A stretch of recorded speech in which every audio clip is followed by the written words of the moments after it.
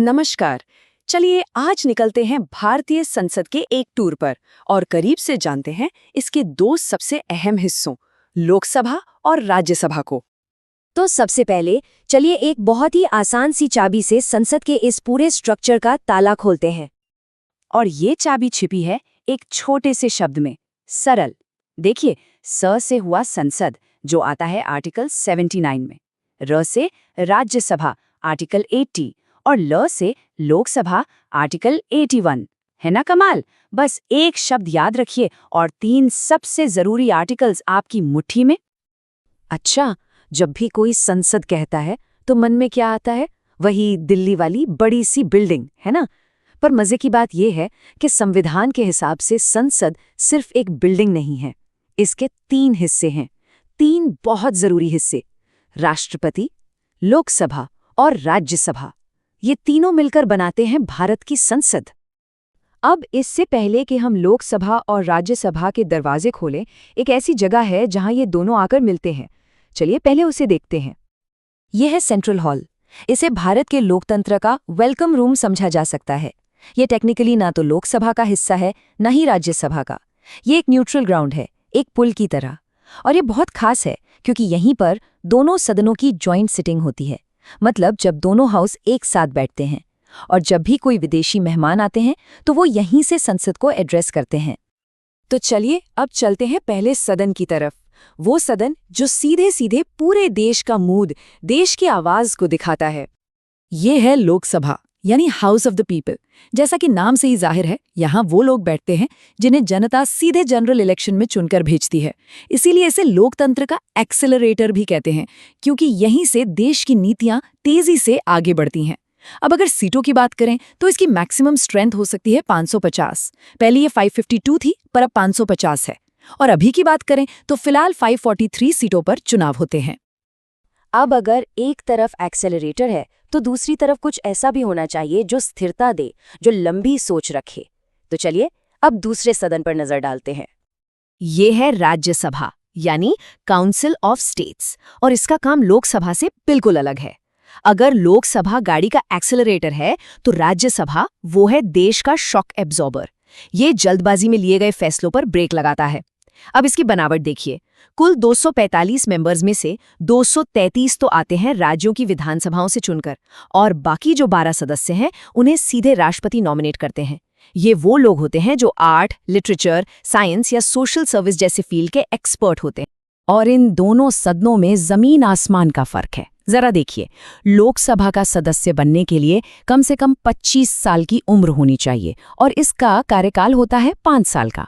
5 साल बाद सरकार बदली या पहले भी तो ये हाउस डिसॉल्व हो जाता है, मतलब भंग हो जाता है। लेकिन राज्यसभा ये एक परमानेंट हाउस है, ये कभी भंग नहीं होता। यहाँ मेंबर बनने के लिए उम्र चाहिए कम से कम 30 साल और हर मेंबर का कार्यकाल होता है पूरे 6 साल का। अब सवाल ये है कि अगर ये कभी भंग नहीं होता तो इसके सदस्य कैसे बदलते हैं? तो इसका सिस्टम बड़ा मजेदार है, एक रिले रेस की तरह। सोचिए, ये एक ऐसा हाउस है जो हमेशा चलता रहता है। हर 2 साल में इसके 1/3 मेंबर्स रिटायर हो जाते हैं और उनकी जगह नए मेंबर्स चुनकर आ जाते हैं। मतलब सदन कभी खाली नहीं होता और इसमें हमेशा नए और पुराने दोनों तरह के अनुभवी सदस्य मौजूद रहते हैं। है ना बढ़िया सिस्टम? तो ठीक है, हमने दोनों सदनों को समझ लिया, पर इतने बड़े बड़े हाउस, इनको चलाता कौन है? कौन है जो ये देखता है कि सब कुछ नियम कानून से चले? सबसे पहले बात करते हैं राज्यसभा की। और यहाँ एक बहुत ही यूनिक चीज है।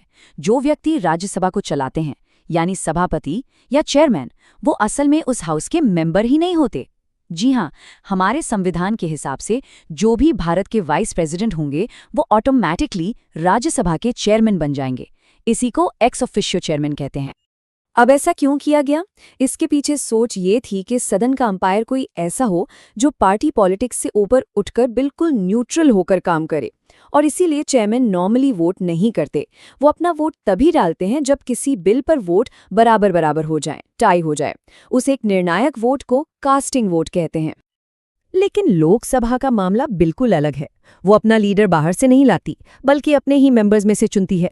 होता क्या है कि जब नई लोकसभा बनती है तो सबसे पहले एक सीनियर मेंबर को टेम्पररी स्पीकर बनाया जाता है, जिन्हें प्रोटेम स्पीकर कहते हैं। उनका बस 2 काम होता है, सभी नए एमपीज को शपथ दिलाना और परमानेंट स्पीकर का चुनाव करवाना। एक बार स्पीकर चुन लिए गए तो फिर उन्हीं के साथ एक डिप्टी स्पीकर भी चुने जाते हैं। अब देखिए, दोनों ही प्रिसाइडिंग ऑफिसर्स अपने अपने हाउस के बॉस हैं, लेकिन लोकसभा स्पीकर के पास 3 ऐसी स्पेशल सुपर पावर्स हैं जो राज्यसभा के चेयरमैन के पास नहीं होती, और ये पावर्स बहुत बड़ी हैं।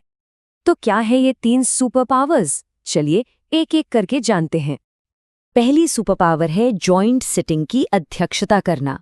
मान लीजिए कोई बिल है जिस पर लोकसभा और राज्यसभा में डेडलॉक हो गया, कोई सहमति नहीं बन रही। ऐसे में प्रेसिडेंट दोनों सदनों की एक साथ बैठक बुला सकते हैं। और इस जॉइंट सिटिंग को चेयर कौन करेगा?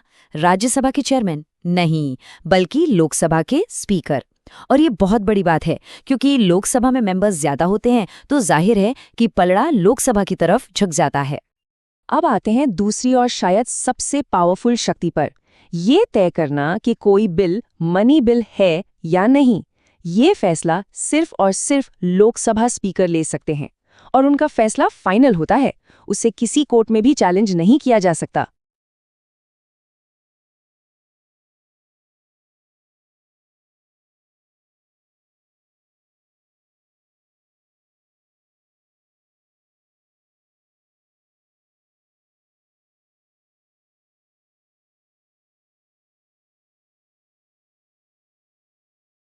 और तीसरी सुपर पावर स्पीकर को एक जज की भूमिका देती है। एंटी डिफेक्शन लॉ यानी दल बदल विरोधी कानून के तहत अगर कोई एमपी अपनी पार्टी बदलता है तो उसकी सदस्यता रद्द होगी या नहीं, इसका फैसला भी लोकसभा स्पीकर ही करते हैं। तो एक तरह से वो हाउस के अंदर के जज भी हैं। तो ये था हमारा संसद का एक टूर, जहां हमने लोकसभा और राज्यसभा की ताकतों और उनके काम करने के तरीके को समझा। अब जाते जाते एक सवाल जो हमने अभी डिस्कस किया, लोकसभा का सदस्य बनने के लिए कम से कम कितनी उम्र होनी चाहिए? सोचिए और अपना जवाब कमेंट्स में जरूर लिखिए।